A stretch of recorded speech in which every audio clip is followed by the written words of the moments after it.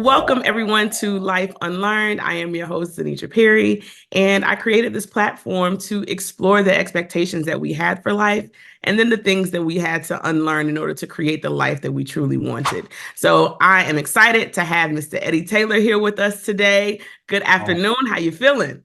I'm feeling fantastic, sister. Thank you for having me. It's an honor and a privilege and a pleasure to be here to rock out with you. So, yes, I'm excited too. Well, we always just have some good conversations. So we're going to do that today. And we're going to Yeah. kick things off with my first question, which is always when Okay. you think about your life, fill in the blank Mhm. for me. I used to think. Now that's loaded. And this is why I'm saying that's loaded for me because I'm at the tender young age now where I have to ask myself, what decade is she talking about? A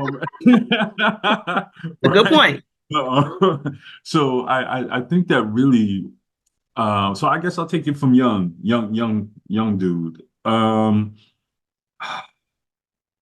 Phrase it one more time. Let me just so I can here I go. I'm Captain Overthink. So for your audience, just so that they know, you know me, but they're going really quickly. Is this Pat really overthinking this question? Like, yes, I am. Yeah.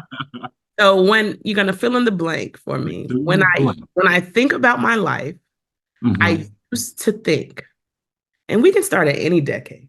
No, right. I think that all right, so there's two answers.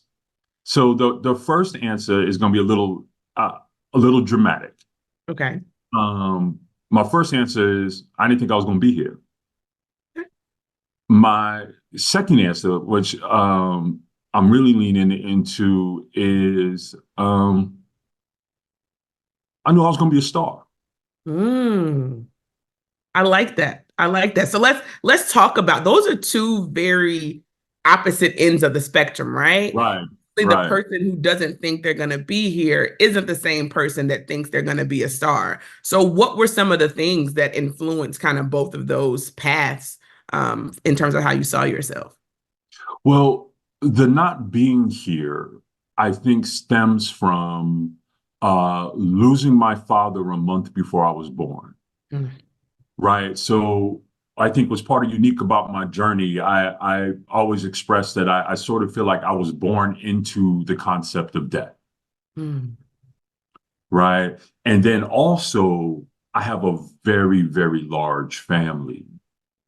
So multiple funerals every year, just going through this process of, life and death, and that cycle of life. Um, I think it becomes more of a normalization than even a fear. Mhm. But then after a while, it has the potential to become an expectation, Oh. right?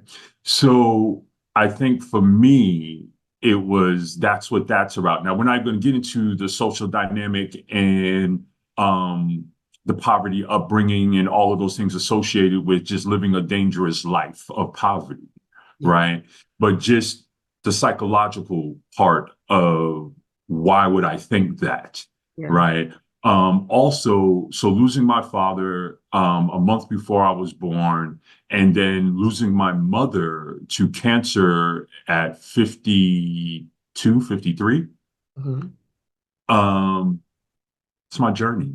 Like, you know what I mean? Like so I didn't have this huge expectation that I would be here. Now, the flip side of that is that somehow I got wind of this saying about the good die young, Okay. right? And then being that music's my world and in my life, we emphasize this a lot through our musicians and through their journeys. And my father being a musician, he was actually they had their hit record in 1971 called "Treat Her Like a Lady." He was in Cornelius Brothers and Baby Sister Rose. Um, and he was the lead guitarist for that. I'm actually the name I go by, which is my middle name, is actually after my godfather, who's Eddie Cornelius, who was the lead singer of the group. And and my father's name was Stony, and my mom was like, "We're not calling you Stony." So There's yeah, power in the name. And she's like, yeah, yeah, we right. So we'll go with your godfather's name. Use Eddie. Um, so I think that I've always associated and saw myself through that light of stardom, if you Hmm. will, Hmm. and figured that if I am destined to be a star, then I'm probably going to die young. Got you. Right. Okay. So it's full circle. That makes sense. That makes so much sense. That this is an interesting take. I would like to go down the road of inheritance, right? You Right. talked about, your father passing young, while you were young, before you were even born, and also the juxtaposition of him being a star, in its own right, and you were kind of passed down both of those, um, whether it's just based off of what you saw or what was in you. When you think about heritage, what are some of the things that you can see now was handed down to you from your family? And kind of what are the different times of life where you kind of had those realizations? Because what you see at 10 may be very different from what you see at 40. No doubt, no doubt. And I think for me, so just to give a little context, I'm the baby and I'm the only boy. Mm. What's unique about my family, and my grandmother's one of 13, right? So that's why I say, like, big family, that was that generation, that was that whole move then. Um, all the men in my family gone. I don't know what it is. I was raised in such a strong matriarchal family, right? That I think the gift and the gift, because I really wouldn't call it a curse. For me, the gift of it throughout my life is that I always felt like I had a cheat code. You'd already figured it out. Yeah, yeah, because especially when it comes to being a heterosexual man and being attracted to women and having women in my life, I always got to hear the other side of the conversation. Okay. So when my sisters are sitting there clowning some dude or some dude trying to pop, whatever, they're like, what I mean? I always got to hear the other. So I grew up knowing what not to do.